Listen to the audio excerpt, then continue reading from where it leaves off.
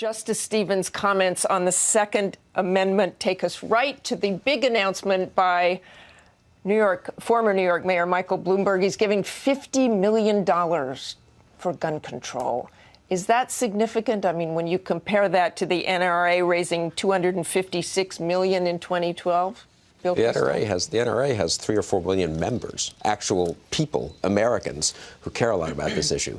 The idea that Mike Bloomberg is going to buy gun control measures by throwing money around, I think that's kind of ridiculous. Well, does money get members, Donna? But the focus here is on getting ordinary Americans who support strong background checks to become actively involved. He's got moms, he got mayors. There are millions of Americans who I believe will be part of this grassroots campaign for common sense gun safety laws. Is he the right face for this, Jeff Zeleny? Absolutely not. And that is the exact question, because during the Senate debate on this, in the months after Sandy Hook, everyone thought this was some type of background checks would pass the Senate, but it's too easy for politicians out there to say, oh, that's the New York City mayor. Plus, so perhaps he's the soda ban mayor. Right. Perhaps he should give his money and someone else should be the front of this. But look, I mean, I think that the NRA, the real people, you're right on that. Well, he is the best, and by that I mean the worst face for gun control. And believe me, my friends at the NRA high-fived when they heard about this. Going after the NRA is a very odd thing. The NRA represents law-abiding gun owners like myself. They don't represent criminals. They don't even represent gun manufacturers. That's the NSSF. So why Mayor Bloomberg is turning his figurative guns on people like me when there are criminals out there seems a very strange way to go about reducing gun crime. And his efforts on this issue have been measurable failures. They've been failures, Donna. Look, I don't care what his face looks like. I think, first of all, he should be praised for what he's doing with his money. He is trying to stop gun violence in America. 70% of domestic abusers now can get firearms because there's no serious background checks. He's trying to save lives. And if saving lives is a bad thing, well, God knows. But Donna, look at his efforts. Trouble. Mayors Against Illegal Guns has crumbled because he duped mayors into thinking they were actually going to fight illegal guns. And when they all found out, actually, they were going after law-abiding gun owners, they said, that's not what I want to be a part of.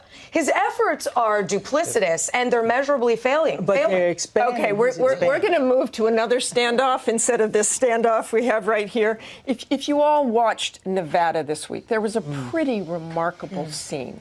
You saw militia members standing off against the Bureau of Land Management. Bureau of Land Management went in, took a couple of hundred heads of cattle from a landowner out there who had not paid grazing fees, $1 million. Look at this.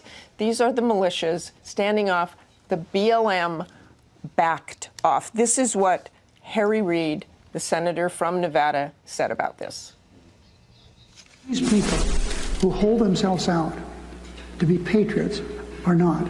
They're nothing more than domestic terrorists. I repeat, what went on up there is domestic terrorism. Domestic terrorism, Bill Kristol?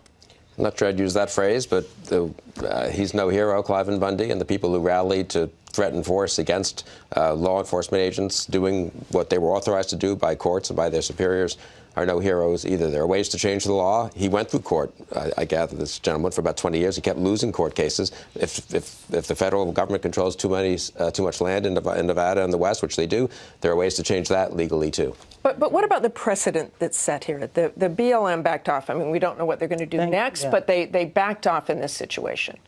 First of all, that was the right thing to do to try to simmer things down. Remember, this is the 19th anniversary of the Oklahoma bombing.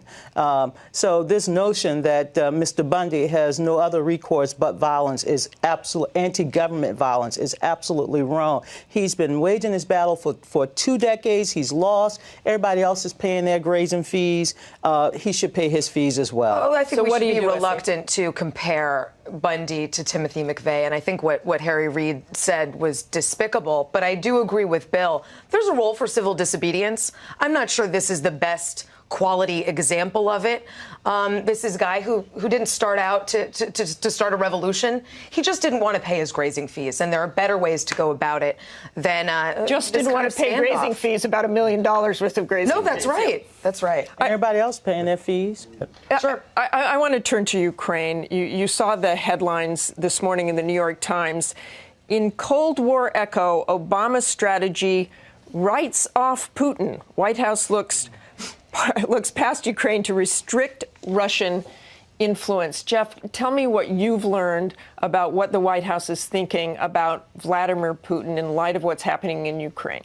There's no question that that is on the mind of the White House now. Peter Baker at the New York Times wrote that. He worked in Moscow. He's a Moscow expert. And he is right. This is not how President Obama intended this to go. He talked about, I remember it well during his campaign, about forging a new relationship with Russia. Obviously, that's not possible. So they are not icing out Putin or saying that we'll never have a relationship, but they know they will not have a constructive relationship. And the White House is not pushing back against that story at all this morning. They know, but they are saying that more sanctions are sort of in the wings, if you will, more economic sanctions. That's how the only thing that they believe they can do. Bill Kristol, a little hard to write off the Russian leader, isn't it? I mean, sometimes it's not really your choice what happens in foreign policy. No, exactly. I'm thrilled if the White House is studying what Harry Truman did in 1947, 1948, which is what the article suggests. But what Harry Truman did in 1947 and 48 is help anti-communists in Greece and Turkey, the Berlin airlift, the tough stance of sending tons of troops back to Europe to guarantee Europe's free Europe, Western Europe's ability to defend itself against the Soviet Union, and eventually a huge defense buildup. That was the Cold War. If President Obama goes in that direction, more power to him. But I don't think he will. What else could he do? God, well, this is remarkable. I mean, it seems like after Russia has played us on Syria, on Iran, on Crimea, finally the White House decided, well, now we're in a fight. Okay, now you've gone too far. And I think the mistake all along was thinking that we could be friends to begin with. It's a mistake that Bush made. It's a mistake that Hillary Clinton made. And it's a mistake that President Obama clearly continued to make. I hope now we're finally taking Russia and Putin more seriously. Well, first we got to solve Ukraine, and that may take a little more effort here. Thanks to all of you. We'll be right back with more.